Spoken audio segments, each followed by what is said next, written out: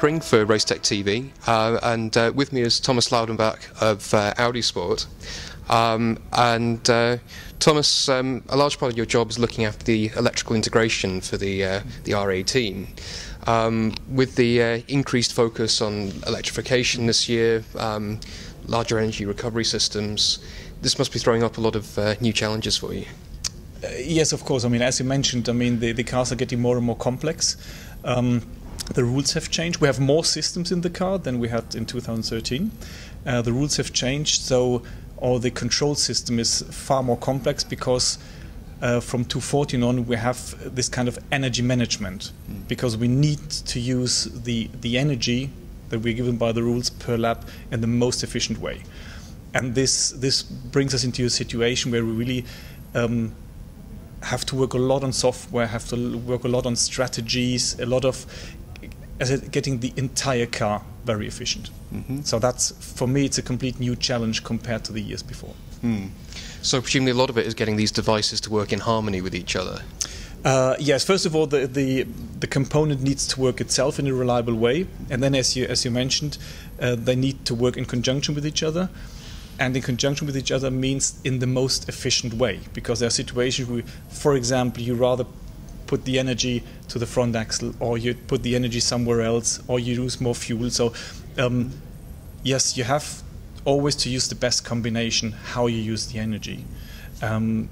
So it's really a system. Yeah. It's not that one component and it works itself and that's it. It's a system.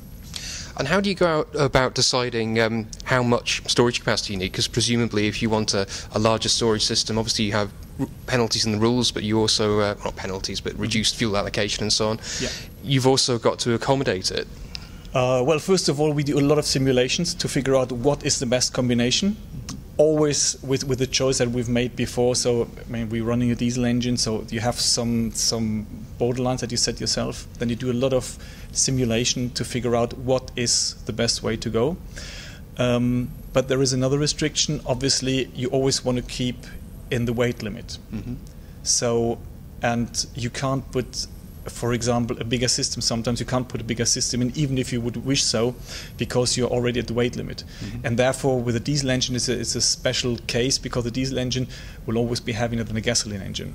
So there are borderlines, there are restrictions, but the decision you make is always based on intensive simulations, where we simulate the lap times and everything, and then we see, okay, what is the best combination that we can realize. How do you think the energy recovery requirements of a diesel car compare to a gasoline race car? Well, first of all, basically the same. First of all, you have these different energy classes, 2, 4, 6, 8. And then you look which is the best one, but you have to be in a position to collect enough energy.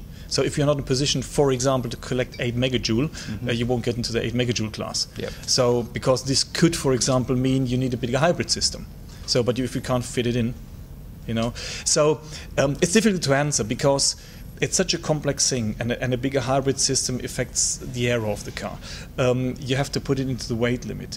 You have to put in, so you always have to look at every component at the same time, and that makes it complex. Yeah. So it's not that you can do it one at a time and say, okay, first this and this.